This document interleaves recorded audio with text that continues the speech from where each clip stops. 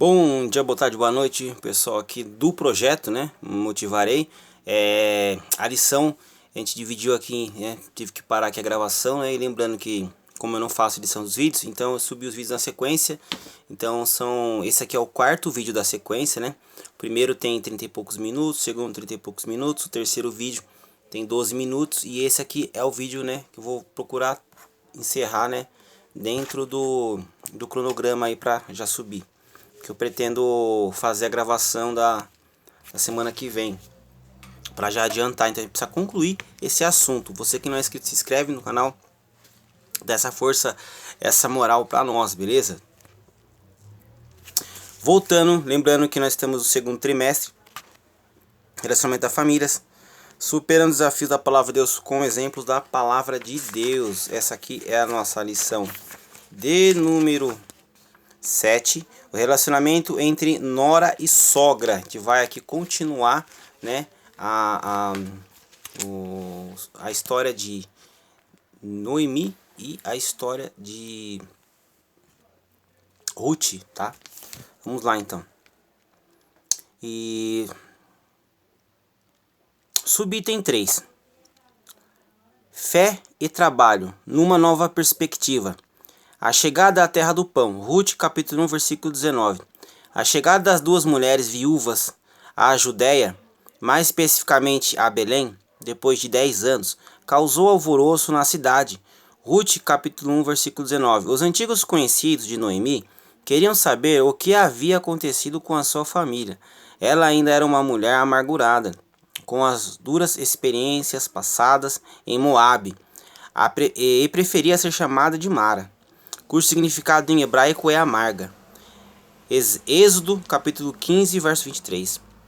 Sua queixa se resumia em declarar que Deus parecia tê-la abandonado. Entretanto, o Senhor estava no comando da sua vida, para um propósito maior do que ela poderia imaginar. Sua humilhação e tristeza começaram a ser transformadas em alegria, assim como Noemi e Ruth empreenderam a viagem para a Judéia. Havia uma nova esperança em seus corações. Ruth se tornara uma mulher de fé, disposta a superar a crise de subsistência, confiando inteiramente no Deus de sua sogra. Então a sogra e nora agora estão juntas, vivendo da fé, como a Bíblia diz: o justo viverá da fé. Abacuque capítulo 2, verso 4 e Romanos capítulo 1, versículo 17. Recuperando a autoestima, Ruth no capítulo 1, verso 15 e 18. Ruth deu uma demonstração de carinho e amor por Noemi, que a fez entender que ainda havia esperança. Elas haviam chegado a Belém, no princípio da colheita das cevadas. Ruth capítulo 1, verso 22. Se em Moabe a situação era precária, em Belém havia esperança de não faltar nada para ambas. Ruth usou sua perspicácia para suprir a necessidade.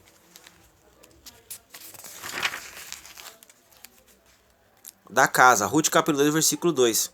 Essa atitude contribuiu para que Noemi levantasse o seu estado de espírito e sua autoestima. É muito importante que na família haja pessoas dispostas a animar as outras.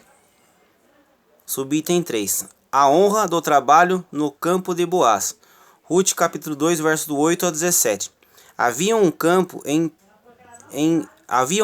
que pertencia a um parente de Elimeleque, chamado Boaz. Ruth capítulo 2, verso 1. Ruth foi para esse campo de cevada, a fim de ajuntar as espigas que os segadores abandonavam, prática permitida e concedida aos pobres pela lei mosaica. Deuteronômio capítulo 24, verso 19 ao 21. Assim Ruth se dispôs a trabalhar pelo seu sustento e de sua sogra, Noemi. Ruth capítulo 7, verso 7. Ela teve iniciativa e persistência, não teve medo de correr riscos. Ruth capítulo 2, verso 2. Estava determinada e disposta para alcançar o objetivo desejado. Mais adiante, ao descobrir a generosidade dessa estrangeira para com sua sogra, Boaz ofereceu seu tempo, sua proteção e tornou-o provedor de Noemi e Ruth. Sinopse 3.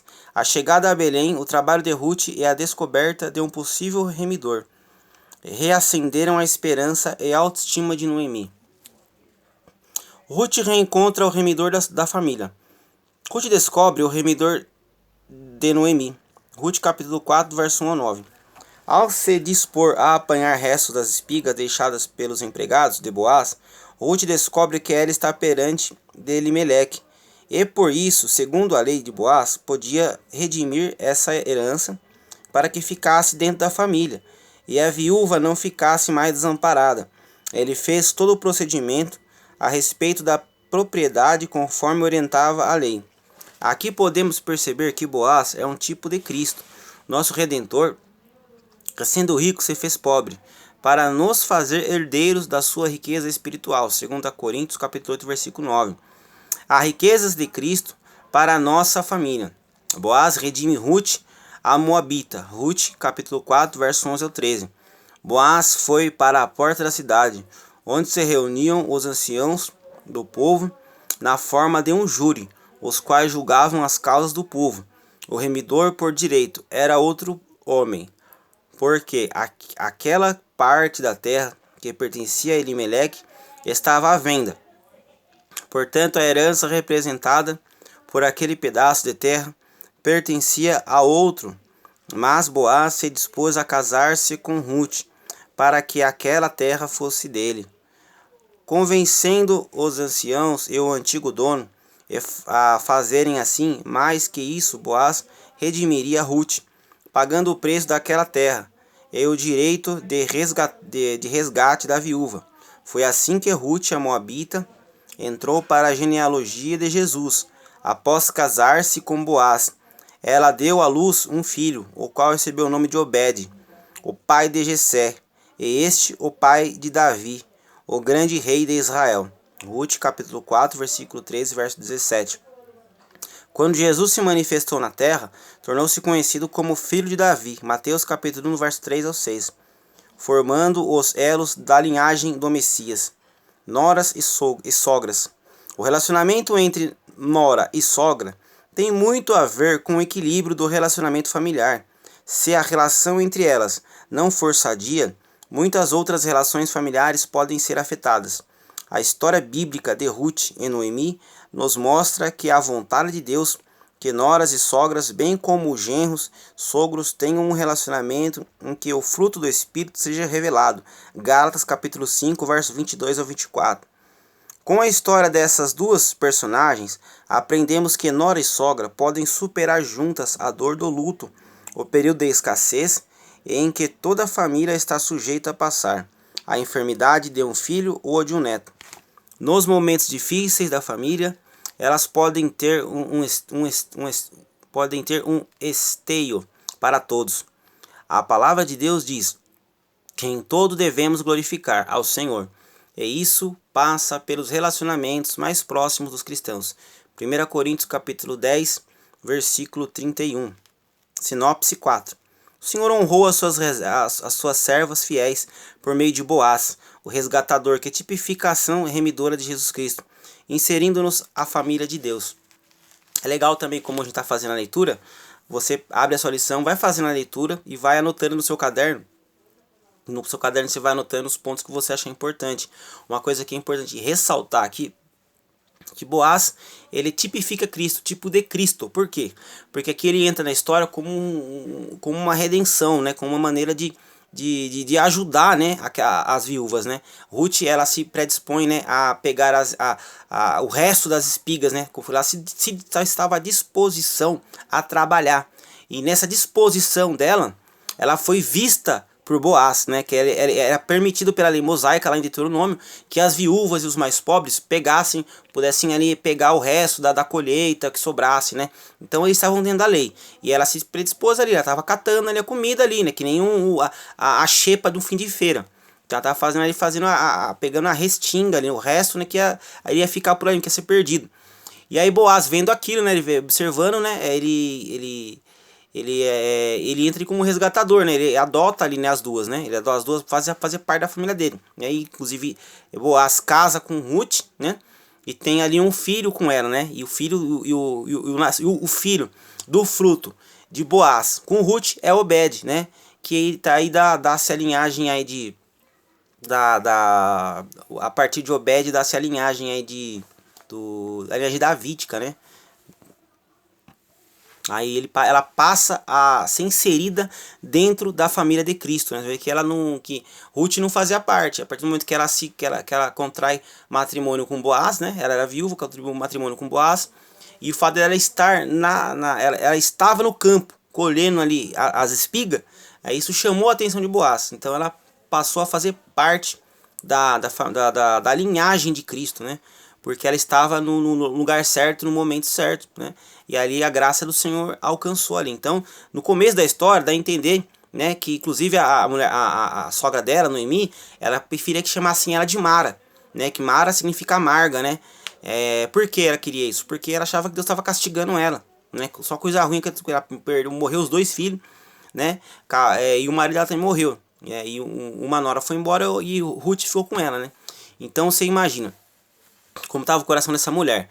Mas aí ela, no começo da história, tem que parece uma história só de castigo, mas na verdade é uma história de preparação, né? E de superação, né? Entre família. Então elas ficaram juntas, Deus abençoou as duas juntas, e elas receberam a vitória ali e ainda receberam o benefício de ser inserido na família, na linhagem genealógica do Cristo. Conclusão da lição. É importante que antes de chegar na conclusão, fazer aqueles questionamentos no meio da lição, né? Usa os seus alunos para fazer as leituras, né? Não fica só você lendo, coloca eles para fazer a leitura. As pessoas vão ficar prestando atenção na leitura de quem estiver lendo, para a pessoa ficar em pé e fazer a leitura dos trechos. A pessoa termina de fazer a leitura do trecho e você comenta, porque a aula fica mais dinâmica, a aula não fica cansativa e os alunos vão prestar mais atenção em você. Com certeza eles vão lembrar da sua aula, vão conseguir absorver mais da sua aula, porque aí a sua voz não vai ficar cansativa. Você coloca os alunos que nem eu falei, aquela dinâmica de PNL, a dinâmica, o pessoal vai estar se levantando para ler, os outros vão ficar atentos, de repente ele pode me chamar para ler, então eles vão prestar atenção no amiguinho lá que está fazendo a leitura. A hora que ele sentar, faz o comentário em cima da leitura do próprio aluno, entendeu? E vai colocando, conforme eles lerem as respostas da revisão dos questionários, já vai soltando as perguntas no meio da aula, porque aí que no final, quando for fazer a revisão, quando for fazer os questionários, eles já vão saber, já vai estar na mente deles, entendeu? Já vai fazendo um resumo mental, né, para eles já fixarem a maneira de você despertar a sua classe, né, para eles terem uma maior absorção, tá? Conclusão da nossa lição. A história bíblica de Ruth é um exemplo de fé no relacionamento entre uma nora e uma sogra. Mesmo sendo uma estrangeira, Ruth foi capaz de cuidar da sua sogra, demonstrando grande carinho e respeito por ela, além de administrar dentro de si perdas enormes, o cunhado e o marido.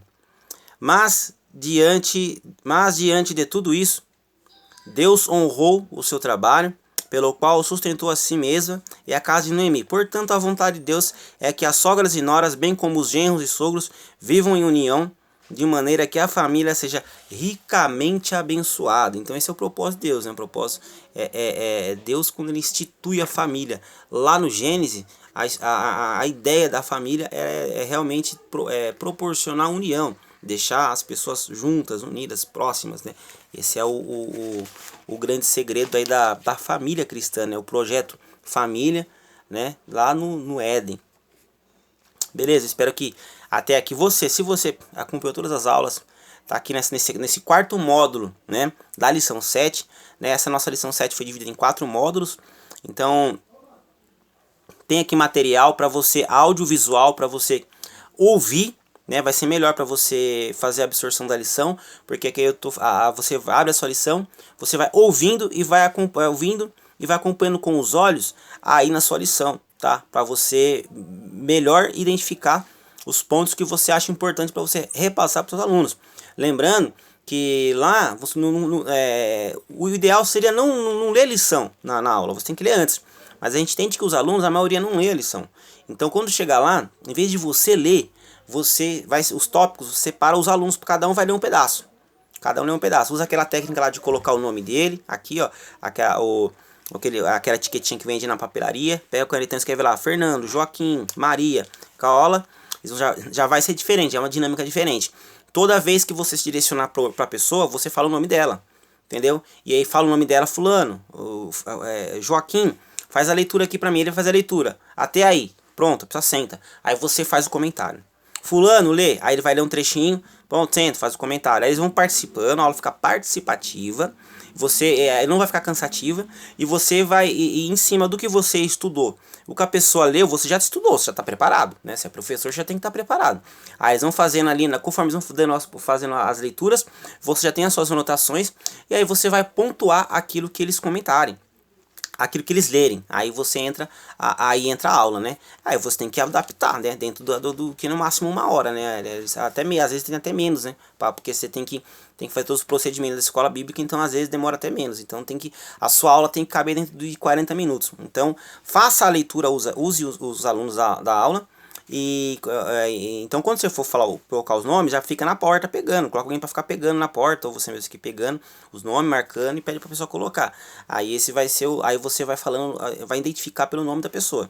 Você fala o nome da pessoa e aí você pede para ela falar. E aí fazer a leitura. E você vai fazendo os comentários e vai jogando as questões no meio, sem falar que é questionamento. Você fala da pergunta, muda as palavras, né, para ficar não tão óbvio. E aí já vai falando as perguntas no meio da lição, para já refrescar a memória da pessoa, tá? A gente vai para o questionamento. O que significa a palavra Belém? Aí você pausa e vai procurar lá. Pronto? Resposta. Significa a casa de pão. Pergunta 2. Como era constituída a família de Noemi enquanto estava na Judéia? Você pausa e vai lá ver a resposta no texto. Resposta da pergunta 2. Era constituída por Elimeleque, Noemi e os filhos Malom e Quilim. Beleza? Pergunta número 3. A despeito de todos os sofrimentos e necessidades vividos dentro daquela família, o que Ruth descobriu? Ponto. Vai lá procurar. Resposta. Pergunta 3. Ruth descobriu que Deus de sua sogra era o Deus verdadeiro, que supre as nossas necessidades. Filipenses capítulo 4, verso 19, é a referência. Pergunta 4. Segundo a lição, em que tipo de mulher Ruth se tornou? Vai lá procurar no texto. Pausou? Voltou. É a resposta da pergunta 4. Ruth se tornara uma mulher de fé disposta a superar a crise e subsistência, confiando inteiramente no Deus de sua sogra. Pergunta 5. O que podemos perceber a respeito de Boaz? Vai lá ver no texto. Pausou. Voltou. Resposta à pergunta 5. Boaz é um tipo de Cristo, o nosso Redentor, que sendo rico se fez pobre para fazer ricos os herdeiros das suas riquezas espirituais. Fazer rico das suas riquezas espirituais. Ricos das suas riquezas espirituais. De novo, fazer ricos das riquezas espirituais. Pensa aí. 2 Coríntios capítulo 8, versículo 9, tá? Então essa foi a nossa lição, tá? A lição foi muito gratificante, né? Comentar essa lição aqui, ela vai ficar salva aqui no projeto Motivarei. Você pode ver quantas vezes você quiser, lembrando que os exercícios, né, e a metodologia de como você vai armar, né, a aula, a gente vai estar sempre repassando, melhorando as dinâmicas. Para quê? Para que a sua aula seja mais dinâmica. E qual que é a finalidade de uma aula de escola dominical? Que o aluno extraia o máximo de conhecimento. O aluno sempre vai ter um pouco mais de dificuldade de absorver o conhecimento. Então você como professor, e ele não é obrigado também, está ali para aprender. Então ele não é obrigado a fazer esforços mentais enormes, né? E também a gente sempre fala que ele já é um milagre, geralmente o aluno estar na escola dominical, porque é de manhã. A maioria dos alunos da escola dominical, dos membros da igreja, eles são trabalhadores. Então, o pessoal trabalha muito, é classe trabalhadora. Então o pessoal está cansado. Então o pessoal, o único dia de folga deles, eles estão indo na escola dominical. Então a grande maioria não leu a lição. Você tem que entender que você está lidando com um povo que não leu a lição. Conhecem a Bíblia, mas não leu a lição. Então o que você vai fazer? Você tem que agir de uma forma dinâmica. Se você ficar só você lendo a lição, e jogando testemunho dos outros lá, de quem foi, e vai sair fora do eixo da lição, você não vai conseguir concluir dentro de 40 minutos, tá? Você vai perder, vai te atrapalhar todo, e o pessoal não vai conseguir aprender, vai ficar mal cansativo, você vai ver as pessoas bocejando. Isso também não pode te atrapalhar, né, quando você estiver ministrando ali, né? Lembrando você que é professor, veja eu não sei se eu já postei, né? Procura aqui ou nas playlists, se não tiver playlist, procura aqui nos vídeos sobre estoicismo, né?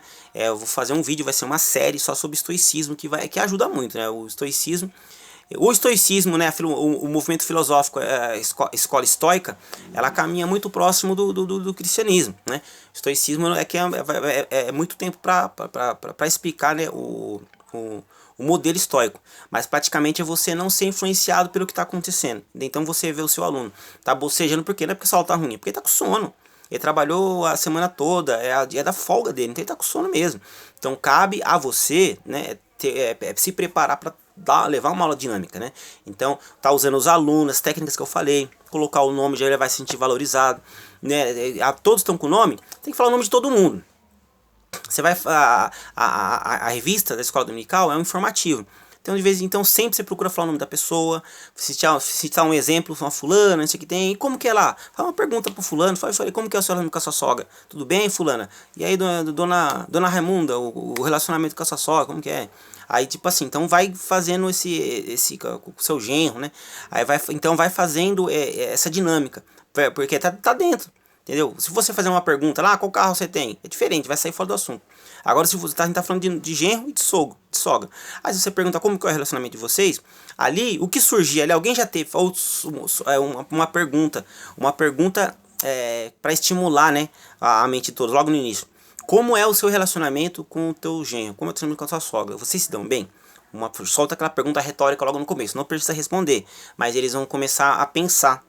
Aquilo vai trazer eles para a lição. Por quê? Porque é uma pergunta retórica, não é para ninguém responder, mas é uma pergunta interna. Eles vão começar eles vão focar naquilo que está sendo o assunto.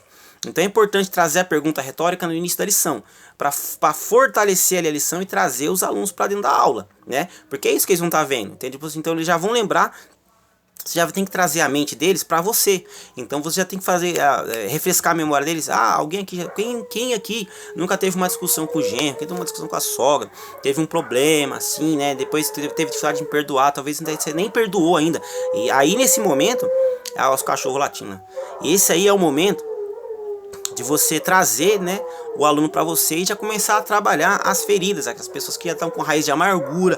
Esse aqui é o momento em que a lição, que é a escola bíblica, ela vai também fazer vai entrar com a psicologia pastoral, né, e com um tratamento, né, da cura interior, da alma da pessoa, né, e porque a escola dominical é para isso, é para aprendizado, né, e também para cura interior de muitas coisas que ficou no passado, porque ali é o momento que a pessoa tem para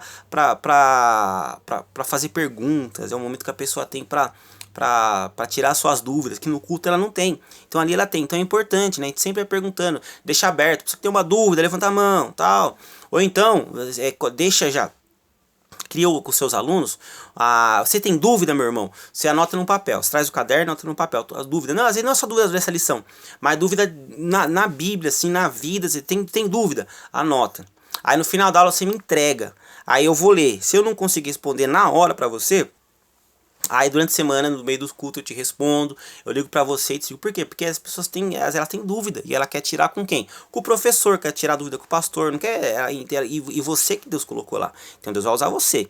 Então crie esse vínculo com os alunos, transforme a sua classe em alunos de verdade, não só pessoas que vão lá frequentar e que tem um nome na chamada, não, transforme em alunos, né, que eles venham ser discípulos, transforme seus alunos em discípulos, você está discipulando eles, você tá, a escola dominical ela é um discipulado, né? Então é a oportunidade que você tem de usar a ferramenta, que é a palavra de Deus, e também de estar ensinando ali os seus alunos, né?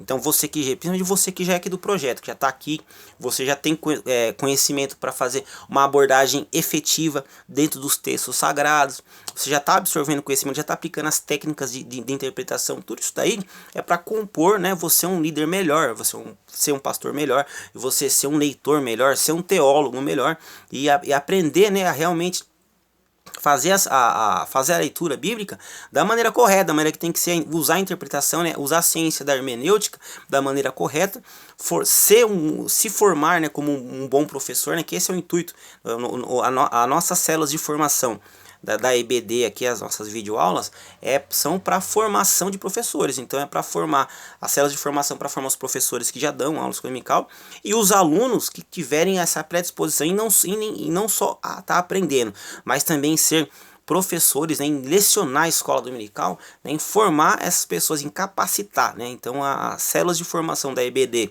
aqui do Projeto Motivarei é para formar a mente de professores, pessoas que questionam para aprender e para levar a palavra, né? Não que questionam para ficar murmurando e para criar intriga no meio da igreja, não. É para a pessoa o momento de você tirar suas dúvidas, de você questionar, de você aprender e ampliar o seu conhecimento durante a sua aula, né? E essa aqui é uma reciclagem para você que já é professor antigo.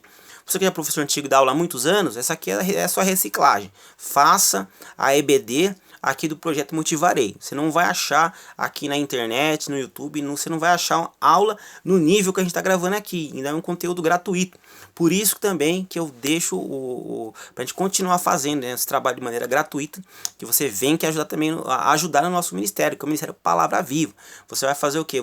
Aí no comentário fica fixado o Pix, né, daqui do projeto, né? Então o Pix é o e-mail, que é eberkramer2015@gmail.com, né? Você vai acessar e você vai enviar um valor que você sentir no coração. E esse valor ele vai estar ajudando o projeto. Tanto o Projeto Motivarei vai estar ajudando o ministério e vai estar me ajudando, né, a continuar, né, produzindo vídeo com alta qualidade. Se você fosse comprar, né, você teria que investir, né, para comprar as técnicas de PNL, que aquelas são colocadas de uma maneira bem simples, né?